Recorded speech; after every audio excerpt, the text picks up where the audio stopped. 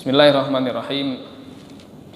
Alhamdulillah wassalatu wassalamu ala Rasulillah sayyidina wa maulana Muhammadin ibn Abdillah wa ala alihi wa sahbihi wa atba'ihi wa mawalah wa ba'du. Qala al-musannif rahimahullahu ta'ala wa nafa'na bihi wa ulumihi fid dharaini amin. Al-faidatul ula fi fadli dzikri. Bermula faidah yang pertama tentang keutamaan zikir. Qala sayyiduna sahibu ratib fi kitabihi wa'lamu ma'asyiral ikhwan ja'alana Allah wa iyyakum minadh-dzakirina lahu katsira amin wa minal ladzina la tulhihimul amwaluhum wala auladuhum an dzikrihi amin. Berkata sahibu ratib yaitu Imam Al-Haddad rahimahullahu taala dalam kitabnya, apa kata beliau? I'lamu ma'asyiral ikhwan, ketahuilah wahai seluruh saudara-saudaraku. Lalu dia mendoakan kita. Apa doanya? Ja'alanallahu wa iyyakum minadz-dzakirina lahu katsira.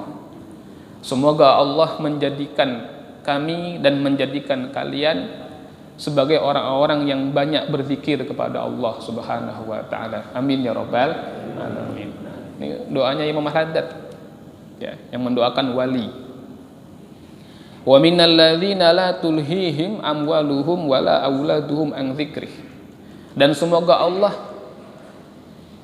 menjadikan kami dan menjadikan kalian bukan bagian dari orang-orang yang lalai dari zikir kepada Allah gara-gara harta dan anaknya. Amin ya rabbal alamin. Jadi doa yang pertama, kita didoakan menjadi orang ahli zikir, banyak berzikir. Doa yang kedua, didoakan supaya kita tidak terlalai dari zikir gara-gara anak dan gara-gara harta. Ya, istri masuk di situ. Ya, apa yang kita miliki. Karena memang harta yang halal, wanita yang halal yaitu istri, lalu anak-anak kita, itu kalau tidak kita didik, kita tarbiyah, kita contohkan, kita berikan bekal pemahaman agama, maka mereka semua akan menghambat kita untuk sampai kepada Allah. Wabil khusus istri. Ya. Maka dalam sebuah hadis itu Nabi pernah bersabda, ittaqu fin nisa. Takutlah kamu terhadap kaum perempuan. Kata para ulama, maknanya kalau perempuan ini tidak halal, maka fitnahnya adalah zina. Tapi kalau perempuan ini halal yaitu istri, dan suaminya tidak pandai mendidik, tidak pandai memberikan pemahaman, maka istri ini akan menghambat. Ya, akan menghambat suami untuk melaksanakan ajaran Allah. Kalau pada masa sahabat, jihad. Dihalang-halangi suaminya supaya nggak jihad gitu kan. Masuk kamu tega mas ninggalin aku, nah, kan begitu katanya. Wah udah berat itu suami, ya udah megang pedang, taruh lagi pedangnya, kasihan. Nah, tapi kalau istrinya solehah, subhanallah, ya istri yang solehah itu bisa menjadi salah satu wasilah lancarnya rizki suami dan solehnya anak-anaknya. Nah ini, makanya jika ada perhiasan di dunia yang paling indah, maka itu adalah istri yang kata siapa tuh? Roma Irama, subhanallah ya. Rawahu Roma Irama berarti ya. Nah, sanadnya sahih insyaallah itu ya. Subhanallah. Wa qala al-musannif, apa kata musannif? Kata Imam Al-Haddad, anna dzikra lillah min a'zamil awamir wa afdhalil qurubat wa awsalil wasaid. Zikir kepada Allah itu adalah termasuk perkara yang paling besar, yang paling agung. Bahkan inti dari semua ibadah itu cuma dua, zikir dan akhlak. Tapi pertama zikir dulu. Salat, as-salatu imaduddin, salat itu tiang agama. Ini tiang ini. Dulu guru kami mencontohkan rukun Islam itu dengan 5 jari ini, Pak. Ya 5 jari ini rukun Islam nih. Ini tasbih ini agama kita. Kan syahadat, salat, apa? Puasa, zakat, haji kan gitu 5. Ada orang Islam tapi belum berangkat haji, nah, masih selamat agamanya. Mungkin belum mampu. Ada orang Islam terhalang dari zakat karena mungkin miskin, masih selamat agamanya. Ada orang Islam nggak bisa puasa Ramadan karena sakit, masih selamat. Tapi kalau nggak sholat, lepas sudah, ya jatuh. Jadi sholat itu penting, makanya dia tiang. Tetapi sholat itu secara hakikat tujuannya adalah untuk ingat kepada Allah, zikir. Wa aqimis sholata li dzikri. Dan tegakkan sholat itu untuk ingat kepada aku. Kalau orang Jawa, eling gitu kan. Nah, tapi ada yang bablas Pak, asal eling udah sholat gitu kan. Nah ini Islam eling namanya gitu kan. Saya pengen sholat Mas, sampun Pak. Kapan? Tadi? Loh kok nggak kelihatan? Saya sudah eling kepada Allah kan gitu. Udah sholat katanya. Nah ini keliru. Ya keliru. Jadi hendaknya sholat itu membuat kita ingat kepada Allah, tidak hanya di dalam sholat, tapi di luar sholat juga ingat. Di dalam sholat ingat kepada Allah, begitu di luar sholat lupa. Ya, yang haram dia ambil, nipu, iya, bohong juga, zalim dikerjakan. Ini nggak ingat berarti, nggak ingat. Nah maka dikatakan oleh Imam Al-Haddad bahwa zikir kepada Allah atau ingat kepada Allah itu termasuk perkara yang paling besar dan sulit dikerjakan oleh semua orang, atau sedikit yang bisa mengerjakannya. Wa afdhalil qurbat. Zikir kepada Allah adalah termasuk seafdol-afdolnya taqarrub, mendekatkan diri kepada Allah. Wa awsalil wasail, dan wasilah yang paling cepat untuk sampai kepada Allah. Nah, jadi kalau orang mau menjadi wali, banyak zikir kepada Allah, ya. Kalau mau jadi wali betul, kalau wali murid ya nikah, menjadi wali murid. Tapi kalau wali betul banyak zikir kepada Allah Subhanahu wa taala. Wa qala ta'ala ya ayyuhalladzina amanu dzkurullaha dzikran katsira wasabbihuhu bukratan wa asila. Allah berfirman yang artinya wahai orang-orang yang beriman, berzikirlah kamu atau ingatlah kamu kepada Allah atau sebutlah Allah sebanyak-banyaknya. Enggak ada batasannya. 1.000, 10.000, ya sebanyak-banyaknya. Wasabbihuhu bukratan wa asila, dan tasbihkanlah Tuhanmu yaitu Allah pagi dan petang. Ada yang mengartikan ini maknanya sholat subuh dan sholat asar. Ada yang mengartikannya sholat subuh dan sholat maghrib. Ada yang mengartikannya ya tasbih pagi dan petang. Nah, subhanallah bihamdihi subhanallahil adzim, begitu kan, pagi dan petang. Ya udah, yang mana Ustaz? Ambil semuanya gitu kan, kerjakan semuanya. Wa qala ta'ala alladzina amanu wa tatma'innu qulubuhum bidzikrillah. Ala bidzikrillahi tatma'innul qulub. Nah, ini ya orang-orang yang beriman kepada Allah itu tenang hatinya dengan zikir kepada Allah. Jadi kalau ada orang zikir nggak tenang, berarti jangan-jangan satu, kurang beriman kan gitu. Karena kalau orang beriman mestinya tenang. Atau yang kedua, ada yang salah dengan hatinya.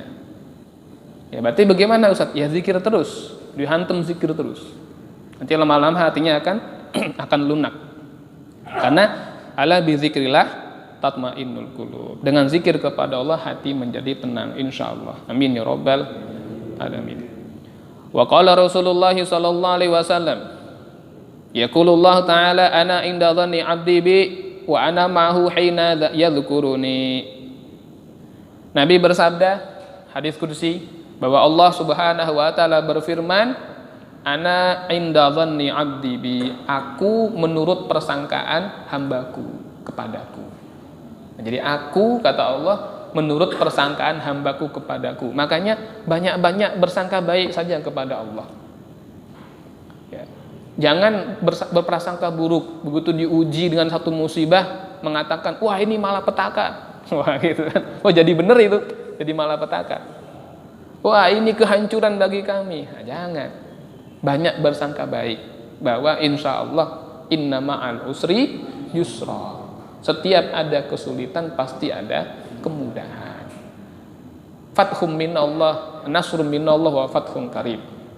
Akan ada segera pertolongan, akan segera ada kemenangan, akan segera ada farjun, akan ada jalan keluar dari Allah Subhanahu wa taala. Jadi bersangka baik saja kepada Allah. Wa ana ma'ahu hina yadhkuruni, dan aku bersama hambaku ketika dia ingat kepadaku. Ma'iyah. Maknanya bukan zat, tetapi ridho dan rahmat. Fa in dzakaroni fi nafsihi dzakartuhu fi nafsi. Kalau hambaku mengingatku sendirian, aku ingat dia sendirian. Aku ingat pada diriku. Jadi orang zikir sendiri boleh, ya, dia ingat kepada Allah diam-diam, ya, duduk, maka Allah ingat dengan dia. Bahkan dalam hadis qudsi lain dikatakan jika ada seorang hamba yang ketika marah dia ingat kepada Allah, lagi diuji dengan marah dia ingat kepada Allah, maka nanti kalau Allah marah Allah ingat sama dia, gitu kan? Iya. Mau marah nih, oh, ada si fulan, gitu kan? Jadi waktu marah ingat sama saya, kata Allah. Maka begitu Allah mau marah, Allah ingat dia, nggak jadi marahnya. Ya, subhanallah. Wa in dzakaroni fi malain, jika hambaku mengingatku dalam satu kelompok, satu jamaah seperti kita, satu halaqah, satu perkumpulan, dzakartuhu fi malain khairin minhu, maka aku akan sebut dia di kelompok yang lebih baik, yaitu kelompoknya malaikat.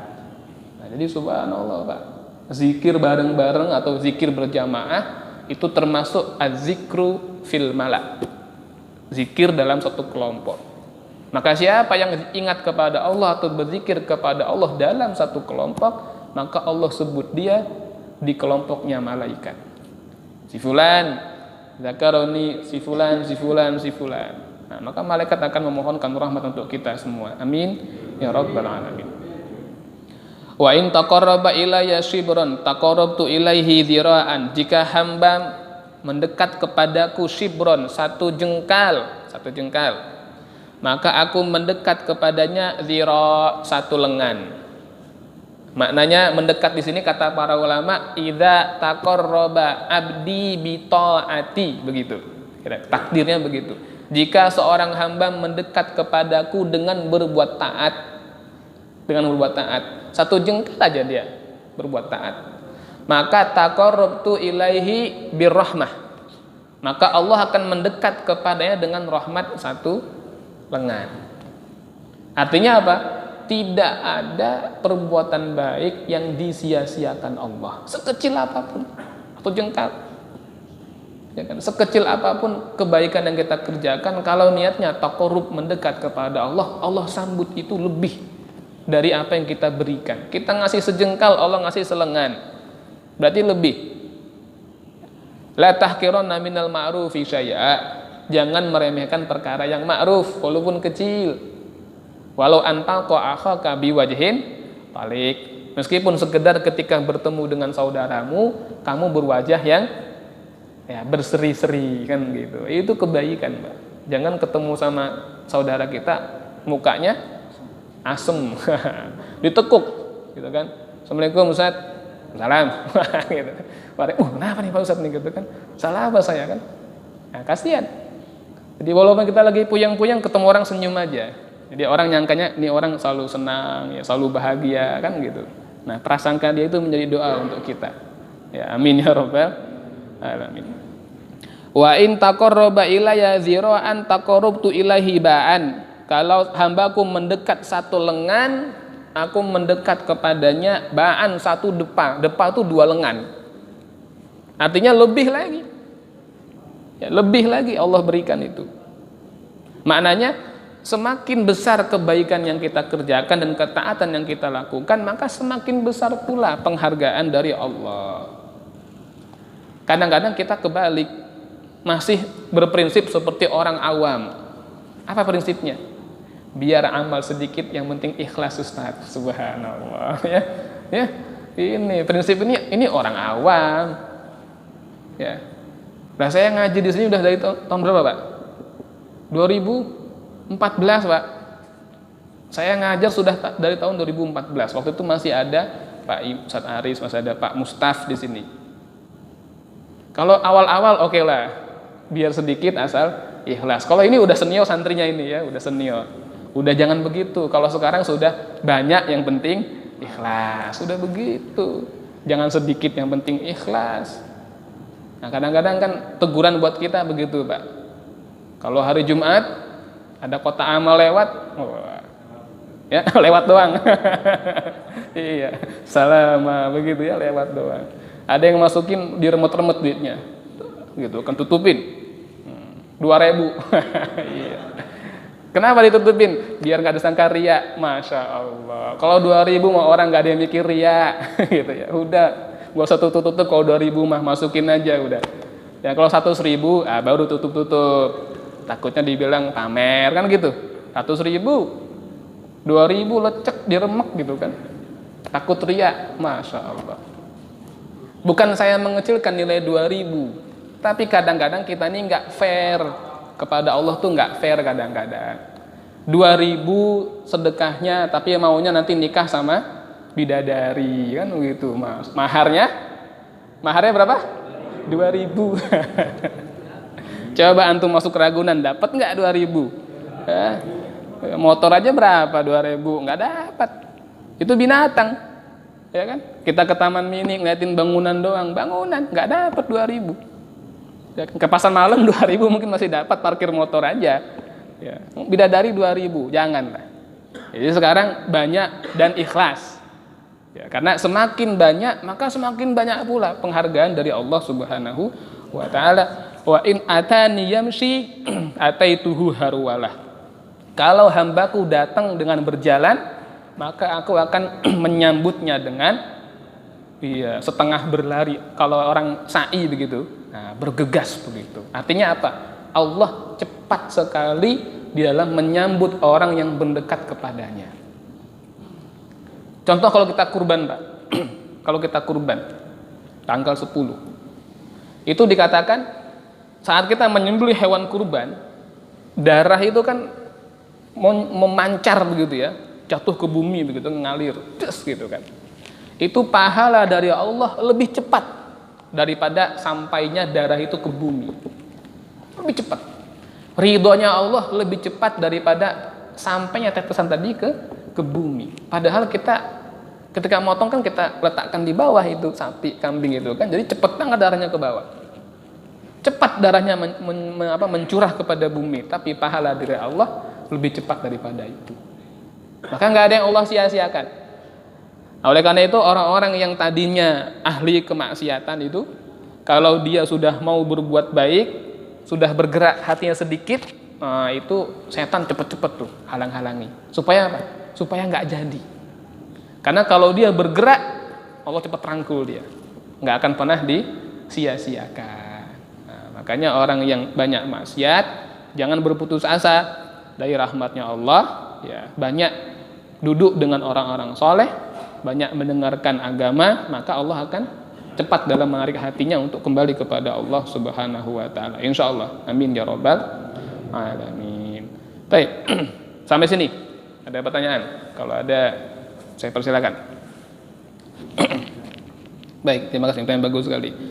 Saya terus terang sudah sangat lama tidak mengamati berita di media sosial ya. Jadi saya nggak tahu apa yang viral, apa yang tidak. Gitu. Tapi kalau terkait dengan apa yang tadi Pak Najib sampaikan, berita-berita dugaan-dugaan begitu kan, perkiraan bahwa nanti tahun sekian Indonesia akan begini gitu kan, dengan masuknya Cina yang nggak terbendung, lalu paham komunis akan bangkit kembali dan lain-lain dan lain-lain. Nah, ini bagaimana menyikapinya? Yang pertama, mari kita membedakan antara zon, sangkaan-sangkaan dengan analisa. Ya, jadi ada sangkaan, ada analisa. Kalau analisa itu tentu ada dasarnya, gitu ya. Secara ilmu bisa kita buktikan bahwa trennya seperti ini, dan tetap namanya analisa itu dia punya margin error sekian persen. Perkiraan ini meleset sekian persen pasti ada. Kalau ada orang mengatakan analisa saya 90% akurat, bohong itu. Masa takdir Allah cuma 10% kan begitu. Ya, Pak, kalau mau dia fair, mau jujur 70%. Itu masih ini, tapi kalau takdir Allah cuma 10%, nah ini penghinaan kepada Allah. Mau dibikin secanggih apapun, wa makaru wa makarallah. Jadi analisa kita itu paling tinggi kalau orang beriman itu mengatakan cuma 70%. Ya, mestinya begitu. Dengan pembagian 70% tadi, 30% karena ilmunya, 40% karena kehendak Allah. Jadi jatuhnya yang takdir Allah 70% kan begitu. mestinya. Jadi jangan diyakini 100%. Atau kita mengklaim 100%, 90%, jangan. Itu yang pertama. Tapi ada tren-tren, ada gejala-gejala yang dia bisa jadikan sebagai pijakan bahwa kemungkinan besar seperti ini. Nah, itu nggak masalah, boleh. Tujuannya apa itu? Agar kita bisa mengantisipasi, lalu mengatur strategi kita menghadapi hal tersebut. Contoh, kalau dikatakan jika hal ini dibiarkan trennya seperti ini, maka ke depan komunisme akan bangkit sebagai sebuah ideologi. Mereka nggak perlu bentuk formil sebagai partai komunis, nggak akan bisa berdiri lagi partai komunis itu. Tapi ideologinya, pemahamannya, orang komunis itu pemahamannya apa sih? Faham serba materi, ya kan? Itu tumbuh subur. Semua serba materi. Ya, ulama dibeli, polisi dibeli, jaksa dibeli, hakim dibeli, gubernur dibeli, semua dibeli. Materi. Nah, ini kalau dibiarkan timbul kerusakan. Ya, jadi masyarakat yang diatur dengan sistem yang rusak, itu pasti akan rusak. Coba lihat kekhilafahan Turki Utsmani. Hampir 1000 tahun. Ya kan? Nah, sekarang lihat Turki sekarang. Katanya saja Islam sebagai mayoritas, tetapi mayoritas orang Turki yang nggak sholat, sekuler. Tanya nama sholat aja banyak yang nggak tahu, zuhur, asar, nggak ada yang banyak yang nggak tahu. Nah, berapa lama waktu yang diperlukan oleh Mustafa Kemal Atatürk untuk menghancurkan Turki dari yang tadinya Islami pakai hukum Islam zaman Utsmani sampai sekuler kayak sekarang? Cuma 15 tahun, Pak. Mustafa Kemal Pasha itu Atatürk berkuasa cuma 15 tahun. Cukup itu untuk menghancurkan Turki. Itu luar biasa. Nah, jadi boleh jadi partainya tidak akan bangkit, tetapi ideologinya bisa tumbuh, ya kan? Tentu dengan dikemas-kemas begitu kan. Nah, maka kalau maksudnya adalah sebagai bentuk analisa, lalu kita bisa mengantisipasi, ya, nah ini nggak apa-apa. Tapi jangan dipastikan, ya, jangan sampai berani memastikan. Sama kayak perkara kiamat-kiamat itu kan. Nah, jangan dipastikan tahun sekian, nanti kalau Raja Salman sudah meninggal, nanti terjadi perebutan antara Muhammad bin Salman dengan Walid bin Talal dan lain-lain. Nah, jangan dipastikan demikian. Ya, kita tidak boleh memastikan hal-hal yang gaib. Ya, tapi analisa tadi boleh untuk acuan kita dalam menyikapi ini semua. Perkuat. Ya, tidak ada benteng lain selain kembali memperkuat agama Ahlussunnah wal Jamaah pada kita dan anak-anak kita. Itu aja bentengnya. Nah, insya Allah nanti Allah akan berikan pertolongan. Ya, amin ya rabbal alamin. Ada lagi? Tadi Mas Jun, monggo. Wallahu a'lam. Zikirkan perkara hati. Nah, itu apa namanya? Ciri-ciri orang yang zikirnya itu sudah meresap dalam hati dan dampak ke orang lain itu seperti apa ini? Baik. Pertanyaan berat. Zikir itu perkara hati. Iya. Tapi zikir itu terbagi-bagi. Nanti kita akan ketemu pembahasannya. Zikir itu ada zikir lisan saja, ada zikir hati, ada zikir lisan dan hati, dan yang keempat yang paling tinggi adalah istighraqul madhkur fil qalbi. Orang yang sudah tenggelam di dalam zikirnya. Jadi yang dia ingat itu sudah menguasai hati. Itu tingkatan keempat. Nah, tapi tingkatan yang paling dasar zikir lisan. Ya, cuman mulut aja, subhanallah, subhanallah, subhanallah gitu. Mulutnya aja, hatinya enggak. Mulutnya subhanallah. Ada yang hatinya saja, mulutnya diam. Tapi hatinya subhanallah, subhanallah, subhanallah. Ada yang zikirnya lisan dan hati. Jadi lisannya subhanallah, hatinya pun bareng subhanallah, subhanallah. Ini baik. Gitu kan. Ada yang tenggelam. Kalau yang tenggelam dalam zikirnya itu nanti ada yang kuat, ada yang enggak kuat. Kalau yang tidak kuat jazab. Selesai. Tenggelam dia udah. Karena hati kita ini kecil. Hati kita kecil. Yang diingat itu Allah yang maha besar. Kalau Allah sudah tajalli, jangankan ke hati manusia, ke gunung Tursina saja gunungnya hancur. Itu belum Allah, baru dibuka dikit nurnya gunung nggak kuat, gunung hancur, apalagi hati kita. Begitu tajalli Allah di hati seseorang, dia nggak kuat, jazab atau majzub. Ya. Nah, ini banyak. Tapi kalau dia kuat, ahwalnya sempurna, bisa dia bertahan, normal kayak kita. Nah ini, makanya pernah ada yang nanya, Ustadz, kenapa itu sebagian orang thariqah Naqsabandiyah itu ada yang berzikir itu kalau sudah hadrah, ada yang sampai melompat, ada yang seperti pohon tertiup angin begitu, berdiri padahal nggak sadar. Nah ini ahwal, nggak kuat dia. Kenapa para sahabat nggak seperti itu? Sahabat ini orang-orang pilihan, kuat-kuat. Allah pilih sahabat itu, sehingga walaupun dalam tanda kutip sudah istighraq Allah di hatinya dan Rasul sudah istighraq di hatinya, mereka tetap bisa beraktivitas. Adapun kita ini nggak sekuat para sahabat, sehingga dalam banyak hal kadang-kadang tenggelam dengan zikirnya itu. Nah kalau dikatakan bagaimana ciri orang yang sudah tenggelam dalam zikirnya, yang sudah berzikirnya lahir batin, ya ini perkara hissi, perkara yang sangat halus, dan yang bisa melihatnya adalah orang-orang yang betul-betul kasyaf. Dia bisa ngelihat.